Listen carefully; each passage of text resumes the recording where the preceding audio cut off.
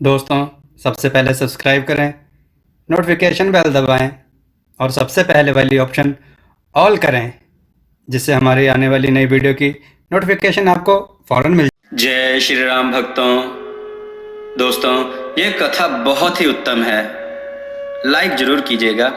चलिए कथा की ओर चलते हैं। आज की कथा है एक धनी सेठ और फटेहाल एक औरत और एक कुत्ता। आइए कथा श्रवण करें।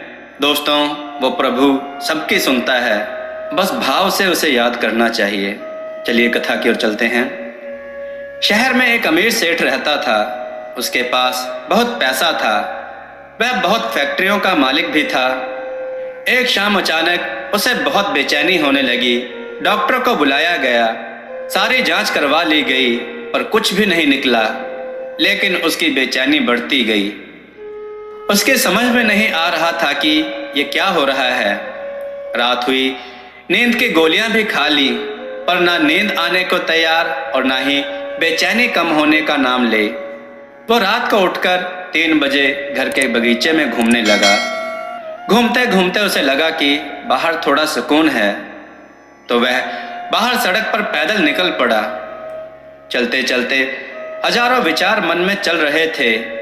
अब वो घर से बहुत दूर निकल आया था और थकान की वजह से वो एक चबूतरे पर बैठ गया। उसे थोड़ी शांति मिली तो वह आराम से बैठा। इतने में एक कुत्ता वहां आया और उसकी चप्पल उठाकर ले गया। सेठ ने देखा तो वह दूसरी चप्पल उठाकर उस कुत्ते के पीछे भागा। कुत्ता पास ही बनी हुई झुग्गी झोपड़ियों में घुस गया। सेठ भी उसके पीछे था। सेठ को करीब आता देखकर कुत्ते ने चप्पल वहीं छोड़ दी और चला गया। सेठ ने राहत की सांस ली और अपनी चप्पल पहनने लगा। इतने में उसे किसी के रोने की आवाज सुनाई दी। वह और करीब गया तो एक झोपड़ी में से आवाज आ रही थी। उसने झोपड़ी के फटे हुए बोरे में झांक कर देखा। वहां एक औरत फटेहाल मैली सी चादर पर दीवार से सटकर रो रही है और ये बोल रही है, हे भगवान मेरी मदद कर, और रोती जा रही है। सेठ के मन में आया कि यहाँ से चले जाओ, कहीं कोई गलत ना सोच ले। थोड़ा आगे बढ़ा तो उसके दिल में ख्याल आया कि आखिर वो औरत क्यों रो रही है, उसको तकलीफ क्या है। और उसने अपने दिल की सुनी और वहां जाकर दरवाजा खटखटाया। उस औरत ने दरवाजा खोला और सेठ को देखकर घबरा गई। तो सेठ ने हाथ जोड़कर कहा, तुम घबराओ मत, मुझे तो बस इतना जानना है कि तुम रो क्यों रही हो।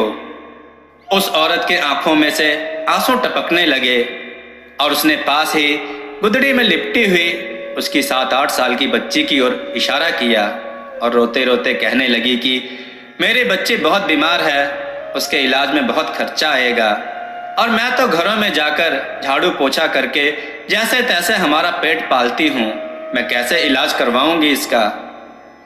सेठ ने कहा, तो किसी से मांग लो। इस पर औरत बोली, मैंने सबसे मांग कर देख लिया, खर्चा बहुत है, कोई भी देने को तैयार नहीं है। सेठ ने कहा, तो ऐसे रात को रोने से मिल जाएगा क्या?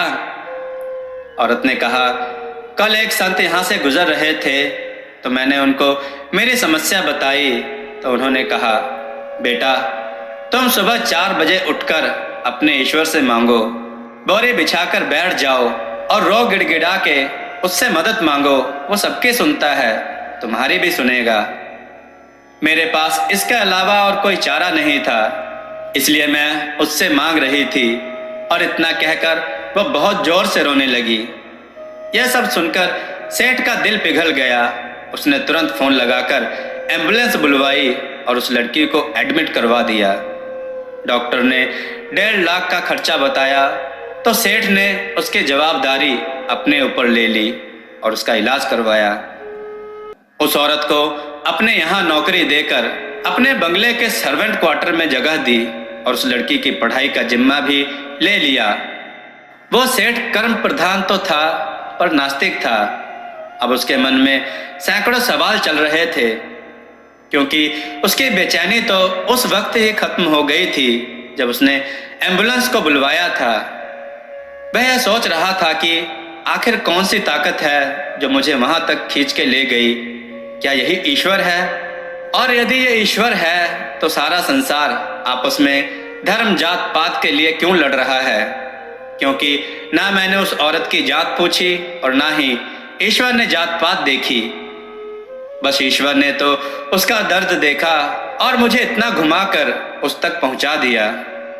अब सेठ समझ चुका था कि कर्म के साथ सेवा कितनी जरूरी है, क्योंकि इतना सुकून उसे जीवन में कभी नहीं मिला था। दोस्तों, मानव और प्राणी सेवा का धर्म ही असली भक्ति है। यदि ईश्वर की कृपा प्राप्त करनी है तो इंसानियत अपना लो और समय समय पर उन सबकी मदद करो जो लाचार बेबस हैं, क्योंकि ईश्वर इन्हीं के आसपास रहता है। दोस्तों, आपको यह कथा कैसी लगी? अपने विचारों सुझाव कमेंट में जरूर दें। हमारी कथाओं को लाइक करें, हमारे चैनल को सब्सक्राइब करना ना भूलें। हमारी कथाओं को शेयर जरूर करें जिससे लोगों को अच्छा ज्ञान प्राप्त हो। जय श्री राम भक्तों।